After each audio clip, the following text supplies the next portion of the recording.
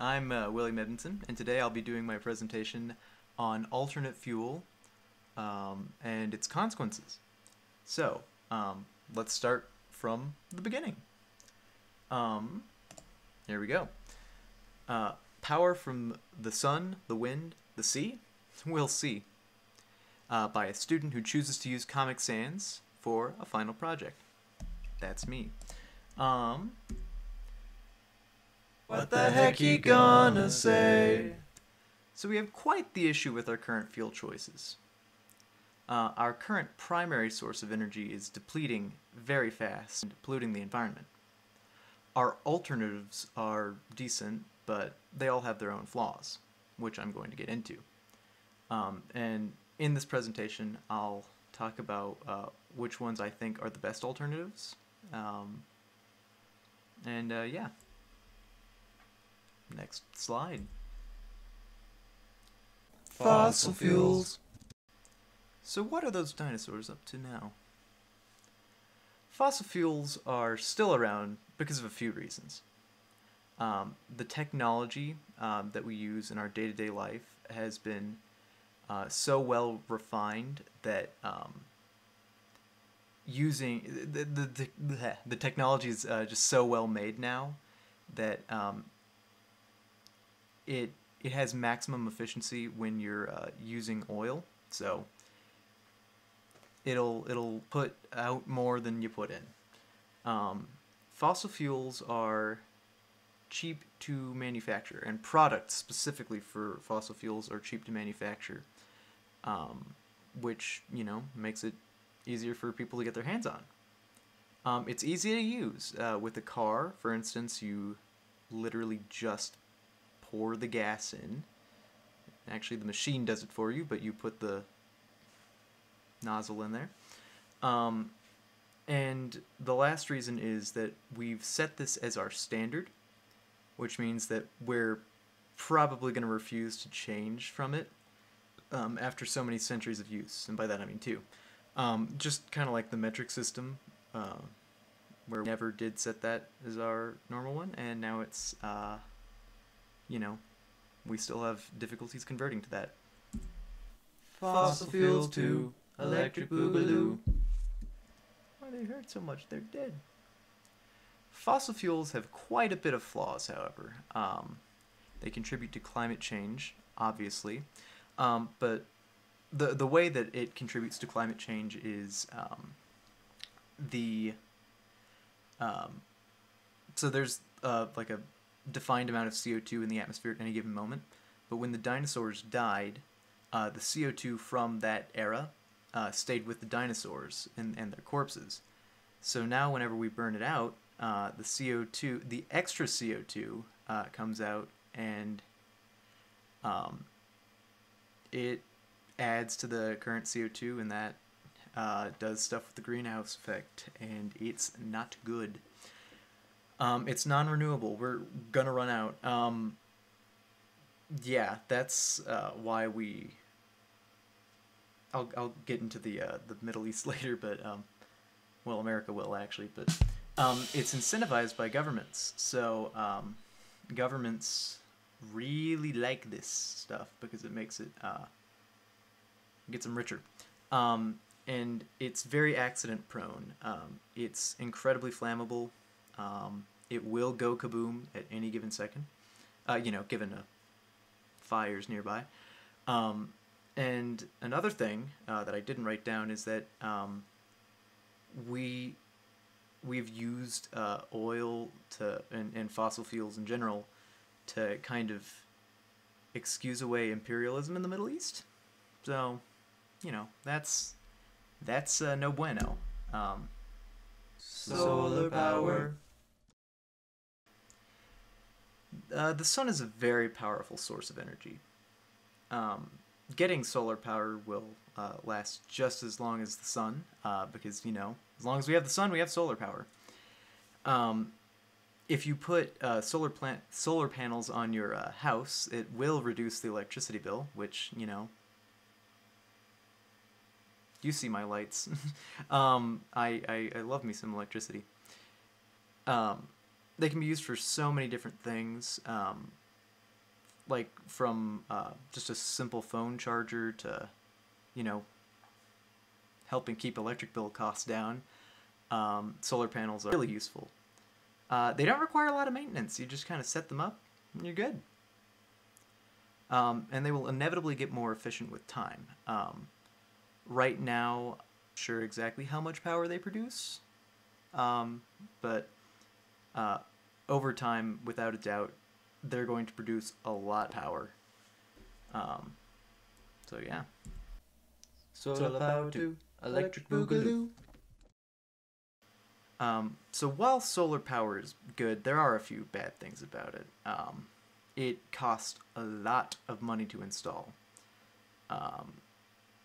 And while I did say that as long as we have the sun, we're fine, it is weather dependent. So if it's a cloudy day out, your electricity isn't going to be as generated, or there isn't going to be as much electricity. And also, storing solar energy is expensive. When it makes a lot of energy, being able to store it, costs a lot of money.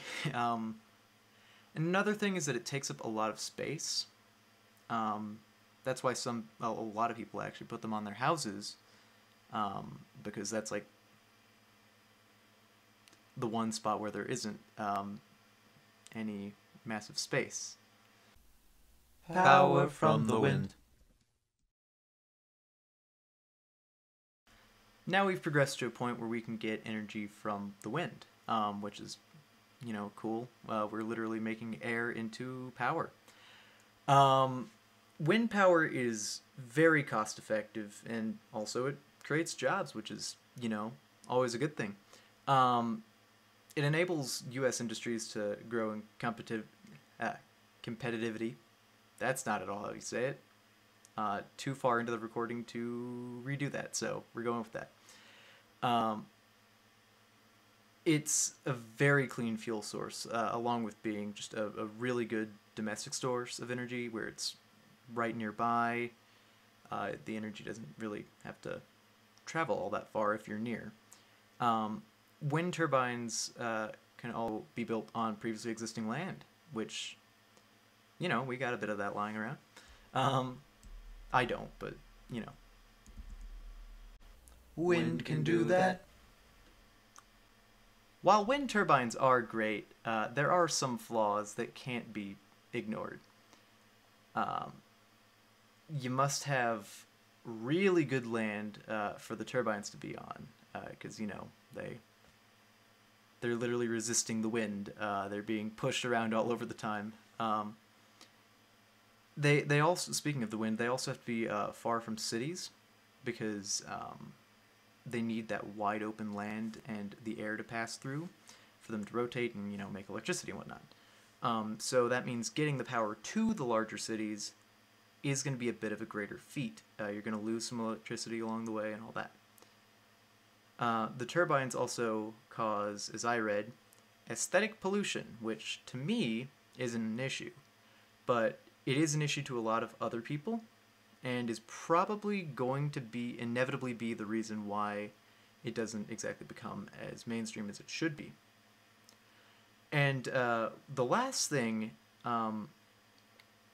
is that it can actually cause hearing loss, which sounds weird, but trust me. So there, just as a speaker pushes air forward, so do these. It's rather interesting how the human ear can't hear the frequencies that it's making. It's like it's infrasound. You can't hear it, but it's forcing a whole bunch of infrasound at your ears all the time, and that will inevitably lead to deafness, because it's exactly the same as just listening to a loud set of headphones for too long. Geothermal, what is that? So geothermal is quite an interesting subject. Basically what geothermal is you send water down into like a little well area underneath, and it heats up and becomes steam, and then it comes back up and then moves a turbine inside of a generator, and then bing bang boom, you got energy. So it's very environmentally friendly compared to fossil fuels, as are all of these actually. It really doesn't cause any pollution because it's just having a very maintained water cycle, just subterranean. Geothermal energy is also a renewable resource. As long as you maintain it and whatnot, it will stay. So yeah, and the one amazing thing about it is that it works in both small houses and big spaces. So you can have like a big corporate office that works off of this, and also just a tiny little shack, I guess, that can work off of this. And each one of these should last about 50 years without having to be fixed. So that's nice. And it has the smallest carbon footprint out of any of these, too. So that is very, very good. Hot rocks too. Yeah, there are cons with this one, too. It's really expensive to implement geothermal energy. It's like $10,000 to $20,000, I believe. Installing it in a house requires a lot of work.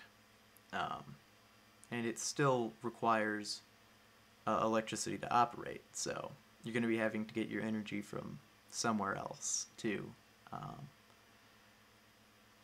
It can also damage subterranean things like tree roots and subterranean animal places, and yeah, it can be damaging to anything that's...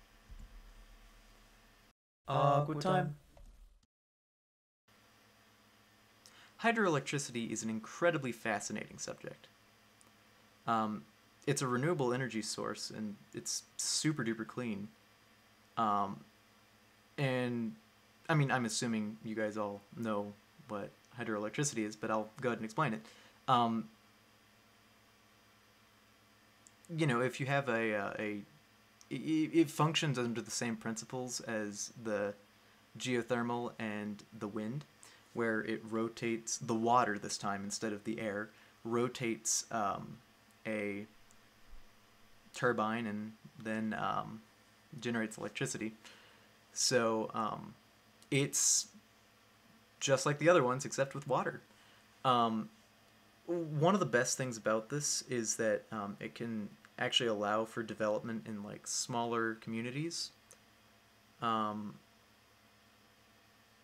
and it's very efficient too. So Awkward time. there are still problems with this one too.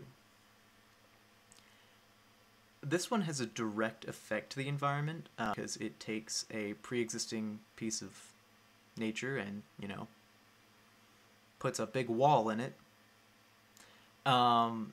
It costs a lot of money to implement and to maintain, of course.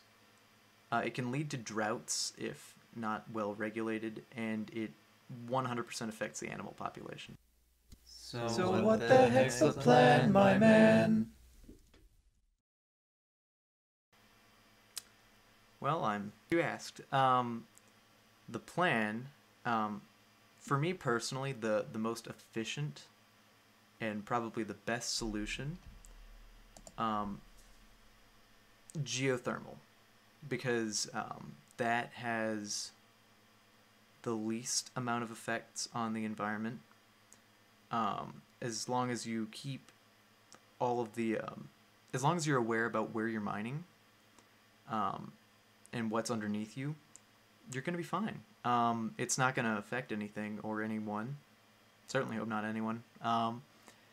But yeah, I think geothermal is the way to go. The wind turbines, because I'm a musician, I fear them for my ears' sake. And then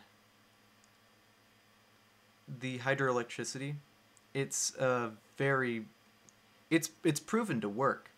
It just affects, from what I've seen, it affects the natural world the most, with what it does directly to lakes and little ecosystems. So that's my take on it. So yeah, hope you all learned some valuable